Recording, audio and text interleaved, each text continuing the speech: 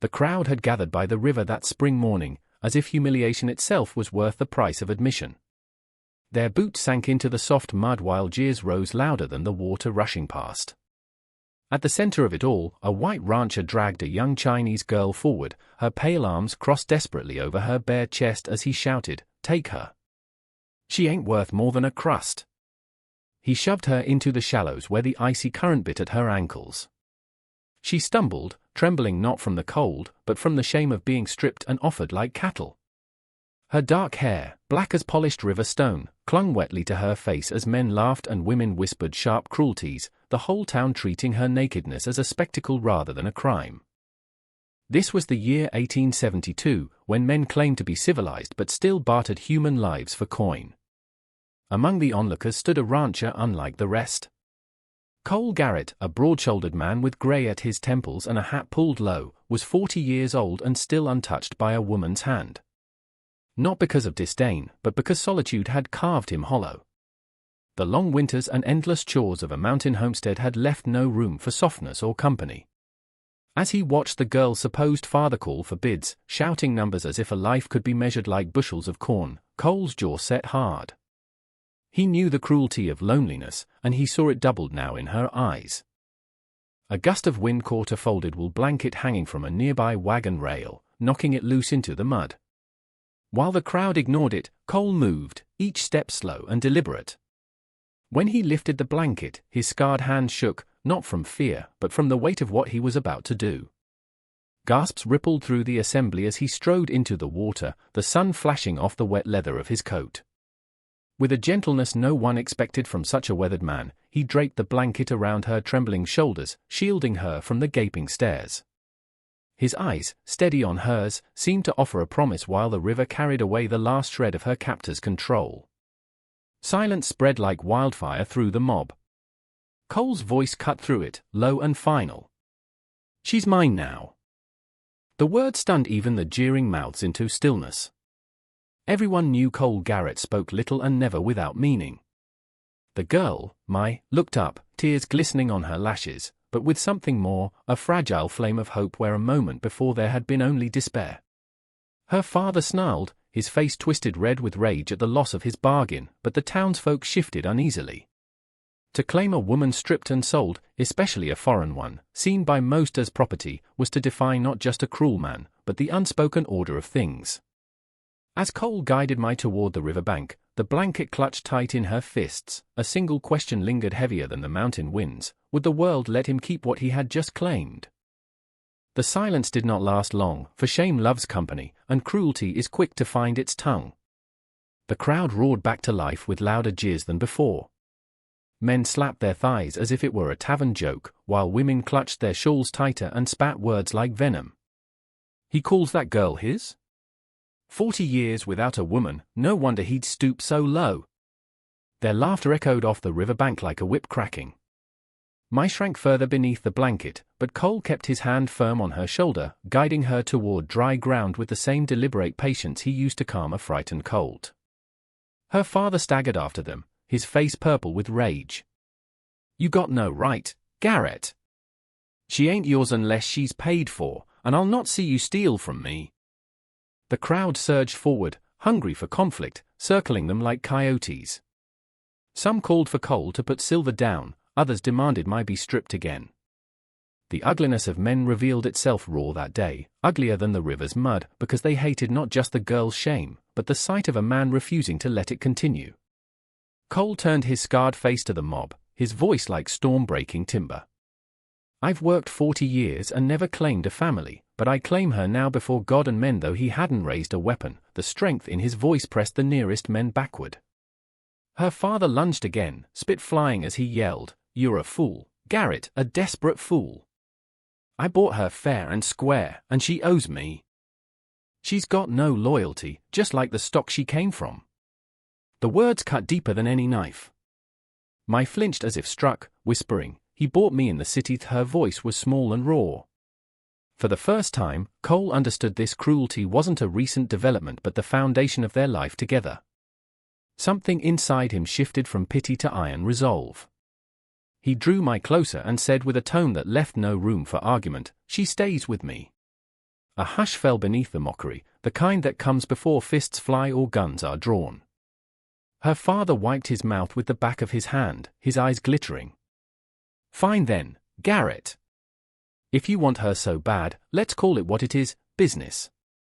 You pay what I paid, and she's yours proper." The crowd leaned in, eager to see whether the grizzled rancher would pay or fight. Mai stiffened, whispering, "I am not cattle." Her eyes blazed with a wounded pride that nakedness could not strip away. Cole felt that fire rise in him, too. He had never been tested so publicly, yet the moment made him stand taller. "I'll not bargain for flesh," he said, his voice carrying like thunder across the bank. "She's my wife now, not my purchase." A murmur went through the crowd. Though they had come to laugh, they were hearing the language of a covenant, and such words carried weight even among men who mocked decency. The insult of coin had been refused, and when a man refuses coin, only blood or honor remains to settle the matter. "You're too old to be noble, Garrett," her father sneered, drawing a rust-flecked knife from his belt. The blade was more suited to gutting fish than fighting men, but it was enough to spill shame onto the dirt. The crowd gasped, a ripple of anticipation surging through them. Mai clutched the blanket, her lips trembling. "Please, don't." But Cole only stepped before her, his broad shoulders blocking the knife. His voice was calm but rang like a church bell. "Then strike me if you must, but you'll never touch her again." The words hit harder than any bullet, for they were not a boast but a vow. Her father faltered, the knife wavering as if his own shame had found him at last. Instead of dropping it, he spat in the mud.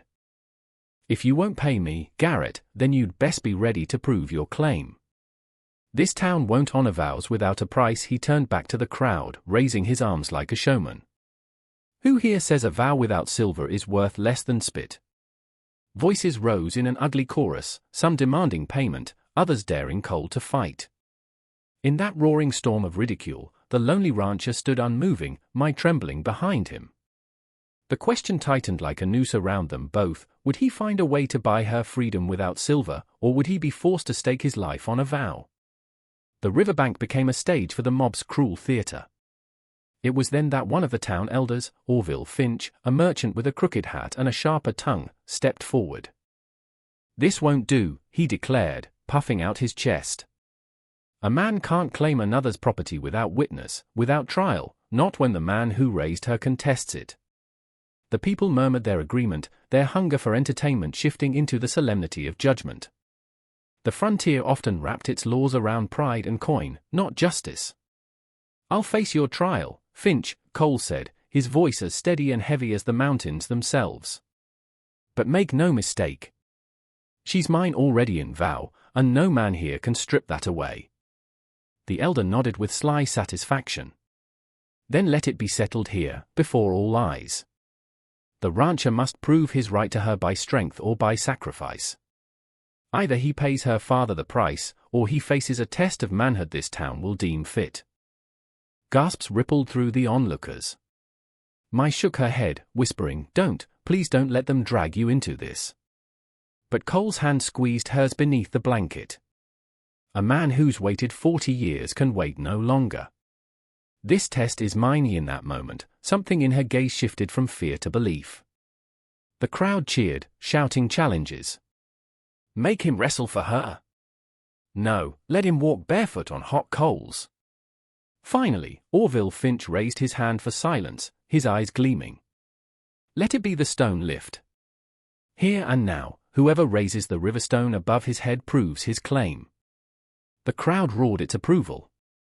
They all knew the stone, a boulder worn smooth by decades of water, resting near the shallows. It was a test that had broken backs and pride alike. "It's impossible," Mai gasped. "Not impossible," Cole answered. "Just never yet done." Together, they walked toward the water's edge where the massive stone lay half buried in silt. The mob pressed close, her father grinning with smug certainty. Finch declared the terms. If he fails, the girl returns to her master and her shame. If he succeeds, she is his wife in the eyes of all. And so it was set. With the blanket tight around Mai's shoulders and the jeers of the town a storm around them, Cole Garrett, the lonely rancher at 40, bent his scarred hands toward the impossible stone that now stood as the only measure between his vow and her freedom. The crowd surged to the river's edge, their breath hanging white in the cold air. In the middle of that human storm, Cole stood before the river stone, its surface slick and ancient. Beside him, Mai clutched the blanket so tightly her knuckles whitened, her whispered plea nearly lost in the din. "Don't do this for me. You'll break yourself." Cole glanced at her, the faintest curve of a smile on his weathered face. "I've been broken before, but not for the right reason." His words silenced her, trembling for a breath. Orville Finch raised his hand like a judge. "By the weight of this stone shall the truth be proven. Lift it above your head, Garrett, and she's yours. Fail, and she returns to her kin." Her father's smirk widened, certain the stone would do his work for him. Cole crouched, his hands digging into the frozen mud around the stone, finding purchase beneath its curved edge. With a groan that seemed to rise from the earth itself, he began to pull. The veins in his arms stood out like cords, his shoulders knotting under the strain. The crowd's laughter turned to gasps as the stone shuddered in its bed, lifting an inch before sinking back with a thud that shook the ground. "Too heavy," someone howled. "He'll split his spine." Cole spat into the dirt and squared his stance again, his voice loud enough for all to hear. 40 years without a wife, without a home. This is nothing compared to that weight. Again he heaved. The stone rose higher, his boots slipping in the mud, the tendons in his neck standing out like ropes. Mai cried softly, torn between pride and fear. As the blanket slipped from her shoulders, it revealed the dark bruises of her father's grip. When Cole saw those marks, a rage flooded through him like fire in dry grass. With a roar that echoed against the cliffs, he surged upward, hoisting the river stone chest high, his body trembling under its impossible burden. The crowd went wild, half in disbelief, half in awe.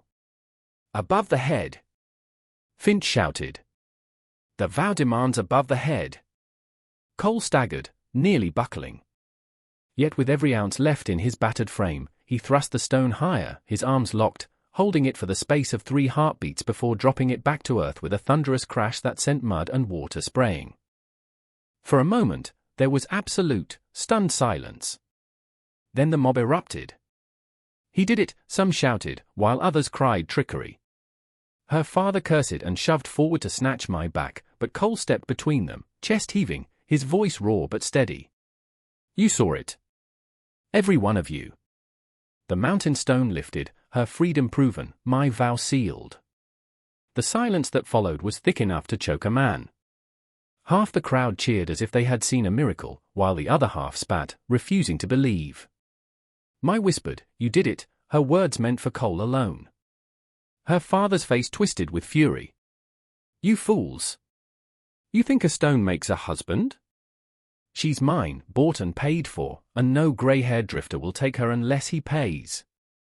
Finch, eager to keep the mob's fire stoked, raised his hands. The test was met, but the question remains. Does a vow stand stronger than a bill of sale? The crowd roared anew, split down the middle, their hunger no longer for truth but for a spectacle stretched further. Cole stood unmoving, sweat and mud streaking his face. "A paper that sells a soul has no claim," he said, his words cutting sharper than any blade. "Then let's see if you'll bleed for your noble words, Garrett," her father sneered. From the press of the crowd, a broad-shouldered ranch hand with a scar over his brow shoved forward, eager for violence. If he calls her wife, let him prove it with his fists. Cole turned his gaze from the enraged father to the new challenger. "I'll not kill a man for sport," he said, his voice low but thunderous. "But I'll fight for her honor." The mob roared its approval, the circle tightening. The ranch hand lunged first, swinging wild. Cole pivoted, driving his fist into the man's ribs with a dull thud that sent the challenger reeling. "Not bad, old man," the ranch hand taunted, circling again, "but you've got 40 winters slowing those arms." The next clash came harder, mud spraying as they grappled. One strike caught Cole across the cheek, and blood bloomed from his split lip. The mob roared, some chanting for Garrett, others baying for his fall. As the ranch hand raised his fist for a finishing blow, Mike cried out, "Cole! Her voice, filled not with fear but with belief, snapped the years of weariness from him. With a roar, he surged upright, catching the man's wrist and twisting until bone cracked. Then he drove his fist into the man's chest with the weight of all his lonely years, sending him sprawling into the mud. The mob gasped, the circle trembling on the edge of riot or reverence, until Finch's voice rang out, grudging but binding. Enough. The trial is met. The rancher stands. Cole wiped blood from his mouth and turned not to the crowd, but to my. She's my wife now, not because I fought, but because she chose to stay behind me when she could have fled. His words struck deeper than fists, silencing the jeers. Yet even in that hush, her father hissed from the edge of the throng, shoving forward once more. This time, he waved a torn scrap of paper, a crumpled bill of sale. A fight don't bind her to you. This paper does. Signed and sealed. She belongs to me until I sell her, and I'll sell her yet, Garrett. A hush fell, heavier than any storm, for even those who jeered faltered at the sight of paper binding flesh. That paper was never mine, Mai's voice rang, trembling but clear. It was yours. I will not live bound to ink made of greed. Cole stepped forward, his broad frame a wall between her and the man who called himself father. You call it raising her? You bought her like livestock and chained her with shame, he declared, his voice a low thunder. You're no father, only a jailer who's lost his keys. Then if I can't sell her, I'll damn her, her father screamed, his face a mask of dark rage. He lunged, his hands outstretched not with steel, but with claws meant to tear her down. Mai screamed as the blanket slipped, but before he could touch her, Cole seized him. He lifted the old man by the collar as easily as kindling, his voice cracking like a rifle shot. You'll never touch her again. Not while I draw breath. The river roared in the silence that followed. For a heartbeat, all eyes were fixed on the sight, one man who had waited 40 years for love, one girl stripped of everything but hope, and one man who had mistaken a purchase for possession. Cole's voice thundered above the river's rush. I tell you before God and this town, she is no man's property. She is my wife, not because I bought her, but because I vowed it with my hands, with my blood, with the stone itself. And because she chose me in her heart. Mai stepped forward, the tears on her cheeks catching the light like glass. Yes, she cried. I choose him. Not you. Never you again. The mob finally broke. There is a power when a person claims their own soul that no man can deny. Cole set the old man down, shoving him back into the mud. The crumpled paper fell from his hand, its ink dissolving in the current. Some spat at the old man, others simply turned their backs. Orville Finch, who had fanned the flames all along, finally raised his cane and declared, the vow is sealed. The town has witnessed. The girl has chosen. She is wife to the rancher now, and none may contest it. The mob accepted his words with weary nods, their hunger spent, their shame revealed. One by one, they drifted back to their homes, their silence heavier than any verdict. Mai fell against Cole, her arms clutching his blooded shirt as she whispered through sobs, You saved me when I had nothing left. He bent low, pressing his forehead to hers, his breath ragged. No, he said. You saved me.